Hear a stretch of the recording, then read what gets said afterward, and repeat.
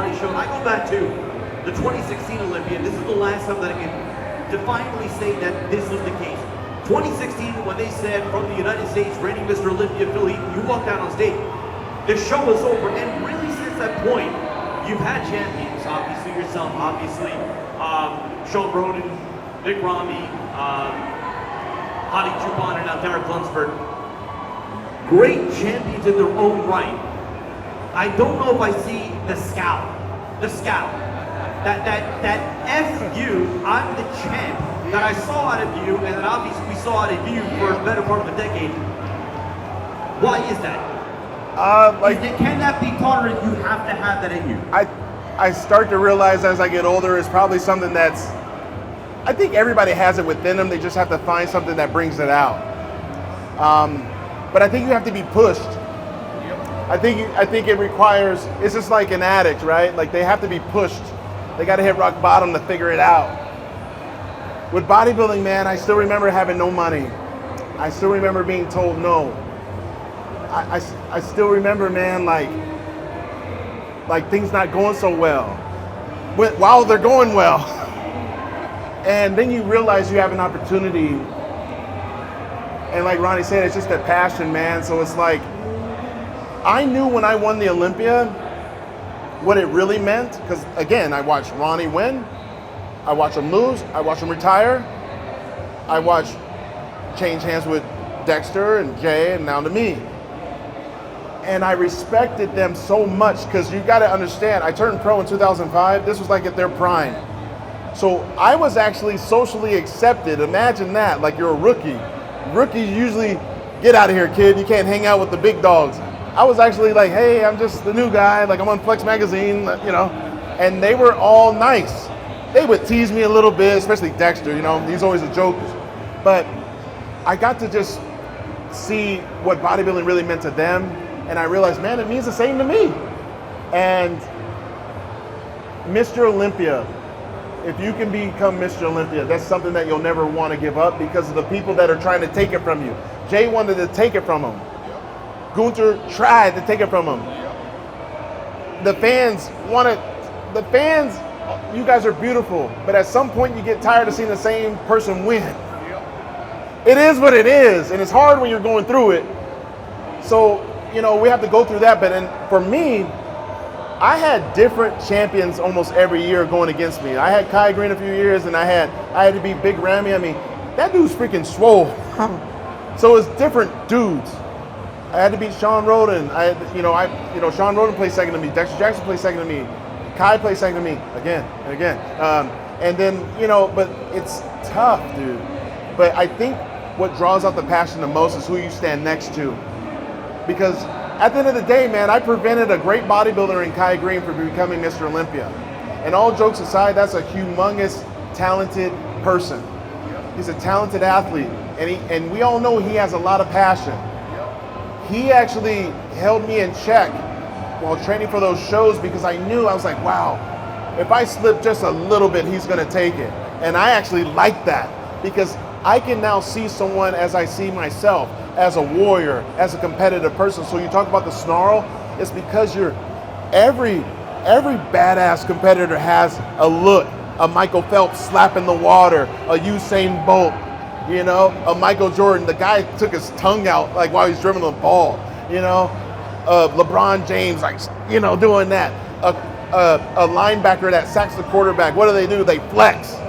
All those things, like Conor McGregor, he walks like this, We all have our own thing. Ronnie Coleman walking out, raising the roof.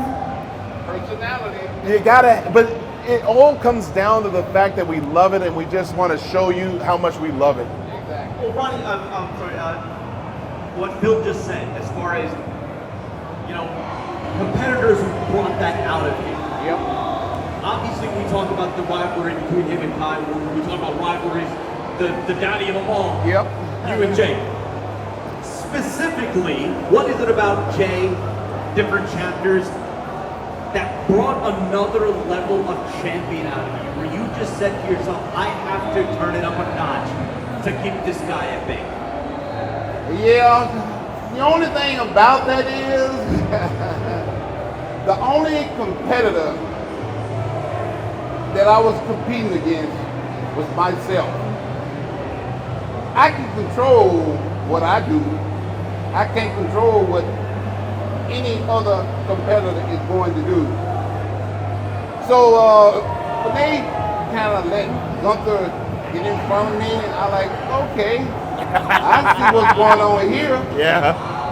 They want to go to war, and I'm the right guy to take them to war. And after every Mr. Olympia, I would always take like 3 months to let my body, heal, rest. When they tried to really take it away from me, oh no, ain't no resting this year, ain't no healing this year. We are going to war. And every day I was in the gym, that was my motto. If they want to go to war, I'll take them to war. And that's exactly what I did. And that's how you win and show you are the champion and you're going to be the champion because you have that much passion for it. No matter what, you're going to win that show. You do whatever it takes. And that's exactly what I did, whatever it took. No resting. No, he did that. Break. We would have never, in my opinion, we would have never had the Cost of Redemption DVD if it wasn't for that moment, in my opinion. Yep, you're right. You're exactly right. I still remember. That's why I called it that. Ronnie would be, anybody watch the Cost of Redemption? I'm sure people have, right? Please tell me you have. The man was squatting 800 like it was easy. I mean, I was just like, it was lightweight though. Yeah. He told me that when we trained. I was like, damn. Lightweight, baby. I'm like 500 pounds. I'm like dying. That's the only regret that I have. Didn't go for more. I didn't go for more.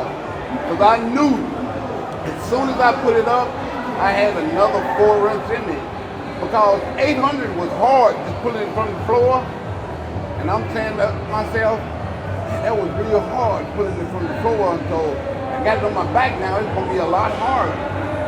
But I went down on that first rep, and I'm like, oh shit, this is really light.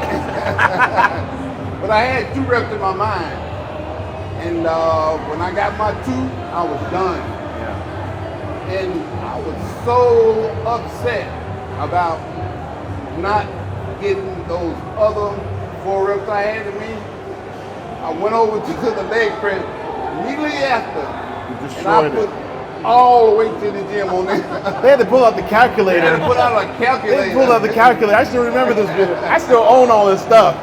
I'll show y'all when I get back to Florida. I'm going to take a picture of all the DVDs I got of Ronnie Coleman. I'm telling you, like, they had to pull out the calculator, they had to type it in. Yep, I'm like, damn, that's a lot of weight. And he made it look easy, and I think that's what's really cool to be sitting here next to you is that you did it hard. Yep.